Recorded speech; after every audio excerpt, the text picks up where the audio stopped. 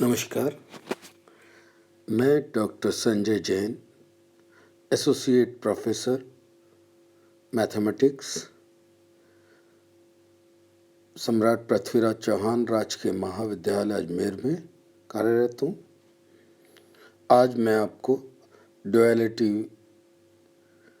पे लेक्चर देने जा रहा हूँ, जिसमें ड्युअलिटी को यूज़ करते हुए कैसे हम न्यूमेरिकल एग्जाम्पल सॉल्व करते हैं, इसका अध्ययन करेंगे। इससे पूर्व मैं आपको जो लेक्चर दे चुका हूँ उनमें हमने ड्युअलिटी के बारे में काफ़ी कुछ अध्ययन कर लिया है। आज हम वो एग्जाम्पल लेंगे जिसमें प्राइमल से ड्यूअल कैसे निकाला जा सकता है या ड्यूअल से प्राइमल कैसे निकाला जा सकता है, आंसर प्राइमल का कैसे निकाला जा सकता है।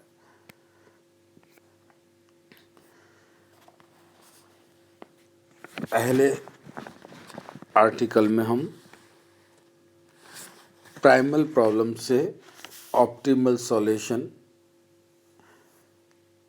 और डीपी का निकालना, डीपी का मतलब ड्यूअल प्रॉब्लम का, और इसका उल्टा भी कर सकते हैं, ड्यूअल प्रॉब्लम से सॉल्यूशन निकालना प्राइमल प्रॉब्लम का।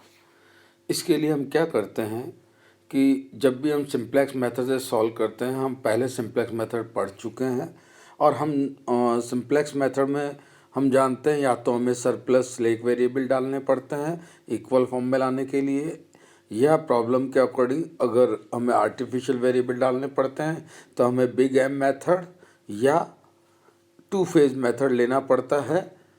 कब? जब हमको आर्टिफिशियल वेरिएबल डालने पड़ते हैं। ओके, तो उनको ध्यान रखते हुए यहाँ पे एक चीज़ और हम यूज़ कर रहे हैं, फंडामेंटल थ्योरम ऑफ ड्युअलिटी, जो ये कहती है कि अगर किसी प्राइमल प्रॉब्लम का फाइनाइट ऑप्टिमल सॉल्यूशन है तो उसकी ड्यूअल का भी फाइनाइट ऑप्टिमल सॉल्यूशन होगा, या वाइस वर्सा, यानी ड्युअलिटी का फाइनाइट ऑप्टिमल सॉल्यूशन है तो प्राइमल प्रॉब्लम का भी होगा, दोनों वाइस वर्सा होने चाहिए। तो उसको जब हम यूज़ करते हैं तो हमें ड्युअलिटी में मिलता है, ड्युअलिटी का जो ऑप्टिमल सॉल्यूशन होगा वो W transpose is equal to CB B inverse होगा। ठीक है, तो हम यहाँ इनकी वैल्यू रखते हैं। जब वो ऑप्टिमल सॉल्यूशन हम देखते हैं ZJ माइनस CJ किसके, जहाँ जो आपने सरप्लस स्लैक वेरिएबल डाला उनके कॉरस्पॉन्डिंग ZJ माइनस CB, तो ZJ की वैल्यू होती है CB B inverse EJ minus CJ। क्योंकि ये हम किसका ले रहे हैं, जो सबसे इम्पॉर्टेंट बात है, ये जीरो कैसे आ रही है, यहाँ पे हम ले रहे हैं सरप्लस स्लैक वेरिएबल का। और आपको ध्यान होगा सरप्लस स्लैक वेरिएबल का जब हम लेते हैं तो उसके कॉरस्पॉन्डिंग ऑब्जेक्टिव फंक्शन में हम क्या वैल्यू लेते हैं, ज़ीरो। तो यहाँ पे हमने ले लिया ज़ीरो, तो ये वैल्यू सॉल्व होकर आ गई। CB B इनवर्स होता है W ट्रांसपोज, ये ड्युअलिटी थ्योरम से ऊपर अभी हमने देखा है, और EJ एज इट इज़ आ गया। और जब इन दो रो और कॉलम मैट्रिक्स को मल्टीप्लाई करते हैं तो हमारे पास WJ आ जाएगा 1 क्रॉस 1 का। क्लियर? ये जो WJ आएगा इसके कॉरस्पॉन्डिंग ये W की वैल्यू होगी, लेके हम चल रहे हैं प्राइमल प्रॉब्लम और आ रहा है W का वैल्यू। इसका मतलब प्राइमल से हम ड्यूअल का सॉल्यूशन निकाल सकते हैं WJ, और ऐसा ही उल्टा करेंगे, जब ड्यूअल को सॉल्व करेंगे तो प्राइमल का निकाल सकते हैं। ये निकालने का तरीका होगा। हमें ध्यान रखना है जो हमने सरप्लस और स्लैक वेरिएबल डाले हैं। एक न्यूमेरिकल हम यहाँ ले रहे हैं जिससे हमें ये सब क्लियर हो जाए। ये न्यूमेरिकल हम ले रहे हैं एक, इस प्रॉब्लम को हम मिनिमाइज कीजिए, ZP is equal to 6x1 plus 12x2, और यहाँ देखें आप कंस्टेंट दोनों greater than equal to form के दिए हुए हैं। क्लियर? यहाँ से हम इसके हमको प्राइमल भी सॉल्व करना है, ड्यूअल भी सॉल्व करना है, और दोनों से ऑप्टिमल सॉल्यूशन की कैलकुलेशन को कंपेयर करना है। ओके, तो हम पहले इस दी हुई इस प्रॉब्लम को हमारा स्टैंडर्ड फॉर्म में बनाते हैं। तो हमें यहाँ पे आर्टिफिशियल वेरिएबल की ज़रूरत होती है। सरप्लस स्लैक x3 x4 डाल दिया, उससे इक्वल फॉर्म नहीं आ रही है।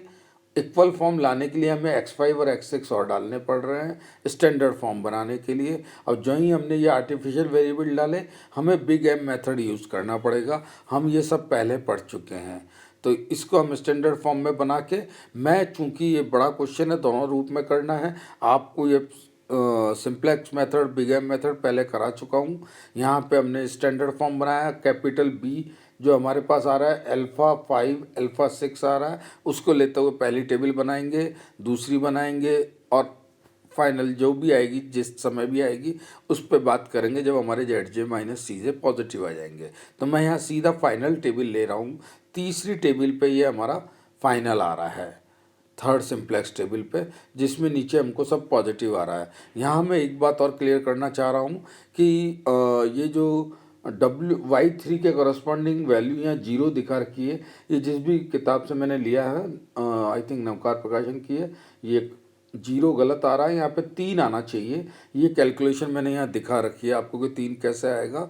ये 0 को मल्टीप्लाई करेंगे -3/4 से, CB की वैल्यू 0 है, Z3 माइनस C3 निकालने के लिए 0 into -3/4 plus -12 into -1/4 minus CJ C3 0 है, तो ये वैल्यू आएगी हमारी 3। ये वैल्यू 3 हम इसमें रख देंगे, तो यहाँ पे 3 का करेक्शन कर लीजिएगा आप। तो ये देखिए स्लेक और सरप्लस वैल्यू थी जो हमारे थे वो Y3 Y4 के करस्पॉन्डिंग थे।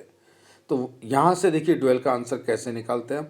सारे मान पॉजिटिव आ गए जब Y3 के करस्पॉन्डिंग जो वैल्यू आ रही है वो W1 की आएगी, डुअल के पहले वेरिएबल की। Y4 के करस्पॉन्डिंग आएगी डुअल के दूसरे वेरिएबल की, W2 की।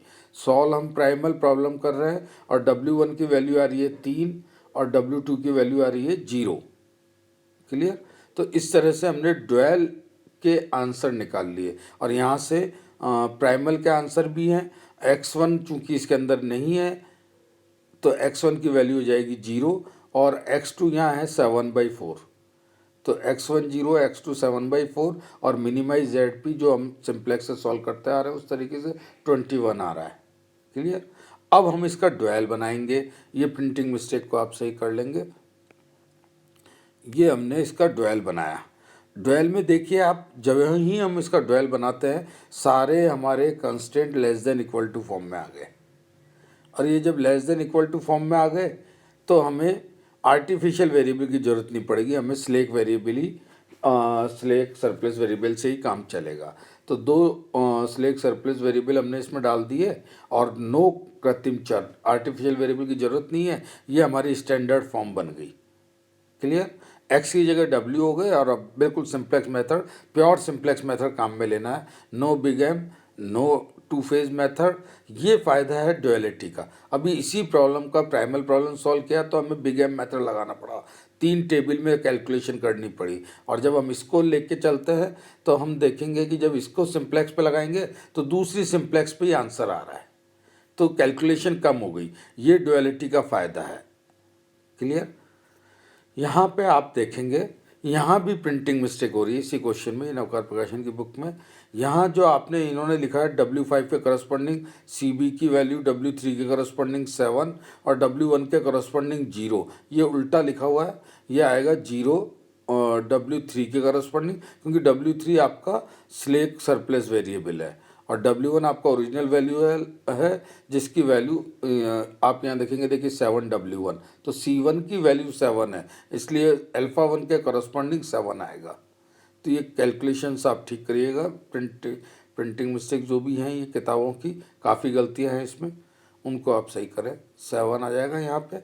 ये 7 करने के बाद जब आप ये इस वैल्यू पे पहुँचेंगे, यहाँ स्लेक वेरिएबल सरप्लस वेरिएबल हमारे पास है Y3 एंड Y4, तो ये करस्पॉन्डिंग चूँकि हमने डुअल सॉल्व किया है, यहाँ से हमको प्राइमल का प्रॉब्लम निकालना है, आंसर निकालना है। तो प्राइमल ये x1 तो आ रहा है हमारा 0 और x2 आ रहा है 7/4, यही हमारी प्राइमल का आंसर था। पिछले उसमें हमने देखा था, तो देखिए डुअल से हमने क्या निकाल लिया, प्राइमल का। आपको एक बार मैं यहाँ ले जाता हूँ, ये देखिए x1 0 x2 7/4 minimise z equals to 21, ये हमारा प्राइमल का प्रॉब्लम निकाला, हमने सॉल्यूशन निकाला था।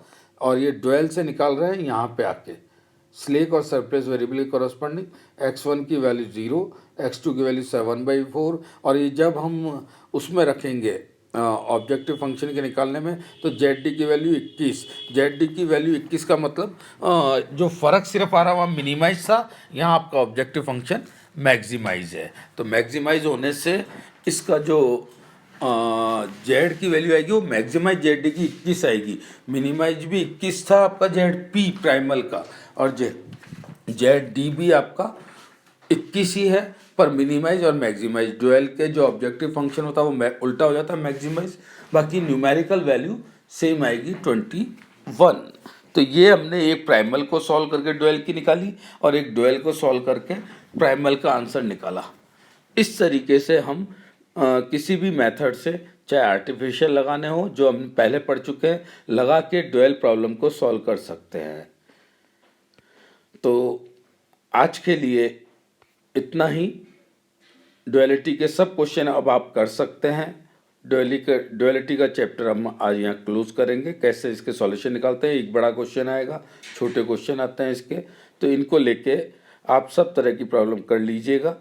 नेक्स्ट टर्न पे हम आगे बात करेंगे। Thank you.